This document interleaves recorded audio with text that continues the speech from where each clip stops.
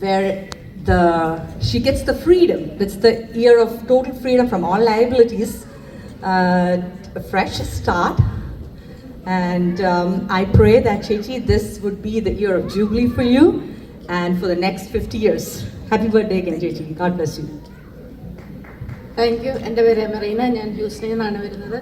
പ്രിയ ആയിട്ട് എനിക്കൊരു ഏകദേശം 25-26 വർഷത്തെ പഴക്കമുണ്ട്. അതൊരു മെറീന ചേച്ചി എന്ന് വിളിച്ചെന്നും ടീ മെറീന്ന് വിളിക്കുന്ന ഒരു സ്നേഹബന്ധത്തിലേക്ക് അത് വളർന്ന് 30-26 വർഷത്തിനുള്ളിൽ ഞങ്ങൾ ആദ്യം കങ്ങടി ഒരുമിച്ച് ജോലി ചെയ്തു. അതിനുശേഷം ഒക്ലോമയിൽ ഒരേ ദിവസം ഒരേ ഹോസ്പിറ്റലിൽ ഇൻ്റഗ്രേറ്റ് ജോയിൻ ചെയ്തു. പിന്നീട് ഞങ്ങൾ പല സ്ഥലങ്ങളിലേക്ക് മൂവ് ചെയ്തു.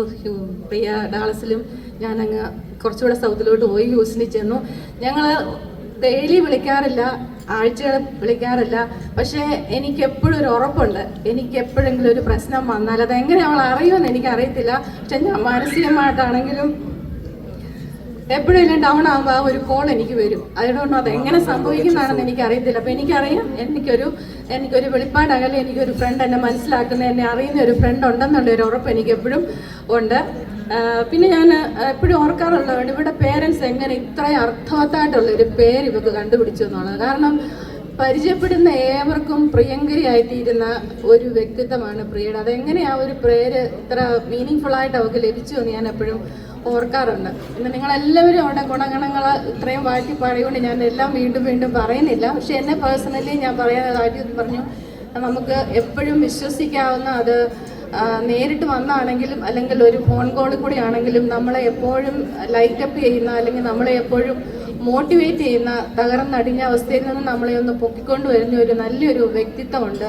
അതുപോലെ അതൊരു അൺസെൽഫിഷ് ലവ്. അപ്പോൾ ഒരു നല്ല കാര്യത്തെക്കുറിച്ച് അറിഞ്ഞാൽ അത് മറ്റാരോടും പറയാതെ സീക്രട്ടായിട്ട് സ്വയം എൻജോയ് ചെയ്യാതെ അത് മറ്റുള്ളവരോടും കൂടെയൊക്കെ ഷെയർ ചെയ്ത് മറ്റുള്ളവരെയും കൂടി ഒന്ന് അപ്ലിഫ്റ്റ് ചെയ്യണം എന്ന് വിചാരിക്കുന്ന ഒരു അൺസെൽഫിഷ് ലവിൻ്റെ ഉടമയും കൂടിയാണ് പ്രിയ. പിന്നെ ഒരുപാട് കാര്യങ്ങൾ ഇന്ന് രാത്രി മുഴുവൻ പറഞ്ഞാലും തീരത്തില്ല. എനിവേ മറ്റെല്ലാവരും പറഞ്ഞതുപോലെ ഇതൊരു അവസാനമല്ല, അല്ലെങ്കിൽ ഇതൊരു ഹാഫ് ഇതാണെന്ന് പോലും ഞാൻ പറയത്തില്ല. ഒരു പുതിയ ഒരു അധ്യായത്തിൻ്റെ ഒരു തുടക്കം. തുടർന്നുള്ള ജീവിതത്തിലും മറ്റുള്ളവർക്ക് ഒരു ലൈറ്റായിട്ട്, അല്ലെങ്കിൽ മറ്റുള്ളവർക്ക് എല്ലാ രീതിയിലും ഒരു പ്രചോദനമായിട്ട് നിലനിൽക്കട്ടെ.